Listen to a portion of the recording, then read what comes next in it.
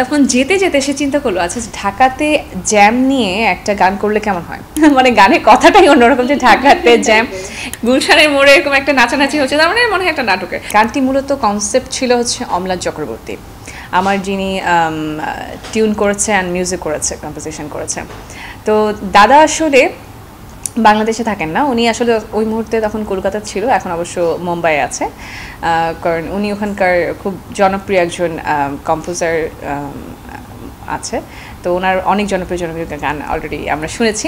যাই হোক, দাদা যখন বাংলাদেশে আসার পর যখন বাংলাদেশ থেকে ব্যাক করার সময় তখন এয়ারপোর্টে যাওয়ার সময় মানে ভীষণ বড় একটা ট্রাফিকে পড়ে, ঠিক আছে। সো তখন যেতে যেতে সে চিন্তা করলো আচ্ছা ঢাকাতে জ্যাম নিয়ে একটা গান করলে কেমন হয়। এরপরে সে কমিউনিকেট করলো হচ্ছে জুয়েল মোরশেদের সাথে, আমার ফ্রেন্ড এবং বাংলাদেশের একজন অন্যতম পছন্দের সিঙ্গার সবার। সো জুয়েল মোরশেদের যখন কথা বললো তখন অমলানদা বললো যে এখন লিরিক কে লিখবে। আমি তো মনে করো যে একটু লিখে দিলাম যে হ্যাঁ ঢাকাতে জ্যাম, তারপরে কি হবে বাকিটা কি। তখন হচ্ছে জু বললো যে ঠিক আছে সুদীপ কুমার দীপ আমার লিরিসিস্ট, ওনাকে দিলে আমার মনে হয় জিনিসটা অনেক বেশি মজার হবে, যেহেতু গানটা একটু রিদমিক হবে এবং চটকা টাইপের একটা গান হবে, ডান্সিং গান হবে। এবং সুদীপ কুমার দীপ ভাই কিন্তু খুব জনপ্রিয় বাংলাদেশের ফিল্মের অনেক এরকম চটকা গান দিয়েছে, এবং যেটার কারণে অমলানদাও বলেছে ঠিক আছে ফাইন আমরা তাহলে দীপ ভাইকে দিই।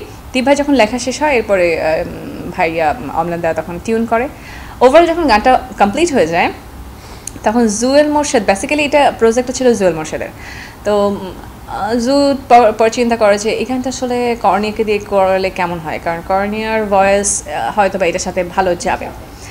তো আমাকে ফোন করে গানটা যখন পাঠালো তখন আমার গানটা এত ভালো লাগছে, মানে গানের কথাটাই অন্যরকম, যে ঢাকাতে জ্যাম, এবং গানের কোরাস পার্টে আসার পর একটা অন্যরকম একটা ব্যাপার আছে যে আমি যেহেতু পারফর্ম করি, স্টেজ পারফরমেন্স আমার বেশি করা হয়, সো আমি আমার দর্শকের সাথে যাতে কানেক্টেড হতে পারি, এই গানটা একটা অন্যতম একটা সুন্দর একটা গান। এটা হয়ে গেল অলরেডি, গান কাজ মোটামুটি হয়ে গেল, ভয়েস দেওয়া হয়ে গেল। এরপরে হচ্ছে আসলে আমরা এই গানটা আসলে অন্য একটা কোম্পানির কাছে আসলে ছিল, কিন্তু গানের যে ভিজুয়ালি যখন চিন্তা করা হয় তখন দেখা যায় যে গানটা আসলে খুব বড় সড়ো আকারে অ্যারেঞ্জমেন্ট করাটা ডিমান্ড করছিল।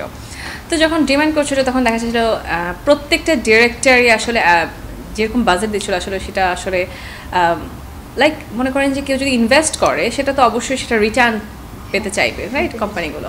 তো তাদের এক্সপেকটেশন ওরকম হয়তো বা চিন্তা ছিল যে আসলে এতটা করার পর কি আসলে সেটা ফিডব্যাক পাবো কি পাবো না। তো তার অনেকে এরকম স্কিপ করে ফেলেছে। তখন আমাকে জু বললো যে তুমি একটা কাজ করো, যেহেতু তোমার গাওয়া গানটা আর তুমি যেহেতু এখন ইউটিউব চ্যানেল, তখন আমি অলরেডি ইউটিউব চ্যানেল আমারটা চালু করে ফেলেছি এবং বেশ অনেকগুলো গানই আমি প্রডিউস করেছি, তাহলে তুমি এই গানটা তোমার আন্ডারে নিয়ে তুমি এই গানটা প্রডিউস করো।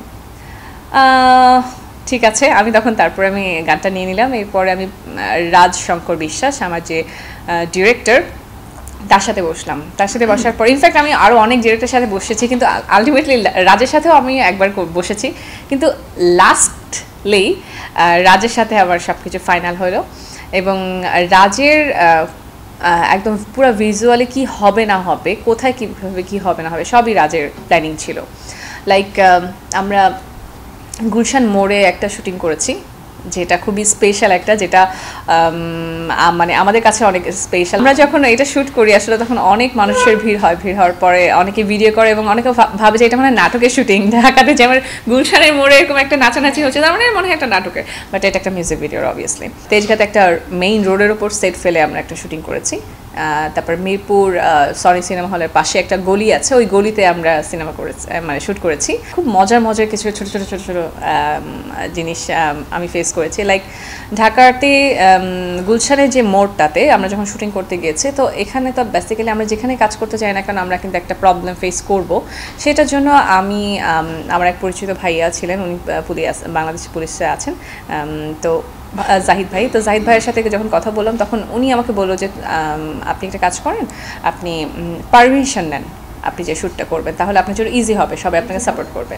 তখন আমি আসলে বাংলাদেশ পুলিশের ওখানে গিয়ে আমি তাদের কাছে অনুমতি নিয়েছি। পারমিশন নেওয়ার পরে আমি মানে এটার জন্য আমাকে অনেক জায়গায় দৌড়াদৌড়ি করতে হচ্ছে আর কি এই পারমিশনটার জন্য। তো লাস্টলি আমরা অনুমতি খুব সুন্দরভাবে পাই এবং সবচেয়ে ইম্পর্টেন্টলি আমাদের শ্যুট করার টাইমিং ছিল হচ্ছে তিনটা থেকে। ওই টাইমে আমাদের আসলে রোজা ছিল, যেহেতু আমরা টার্গেট করেছিলাম ঈদ, কিন্তু আমরা ঈদের মধ্যে করতে পারিনি, যেহেতু এত বিগ অ্যারেঞ্জমেন্ট আমাদের কমপ্লিট করা একটু ডিফিকাল্ট হয়ে গিয়েছিল।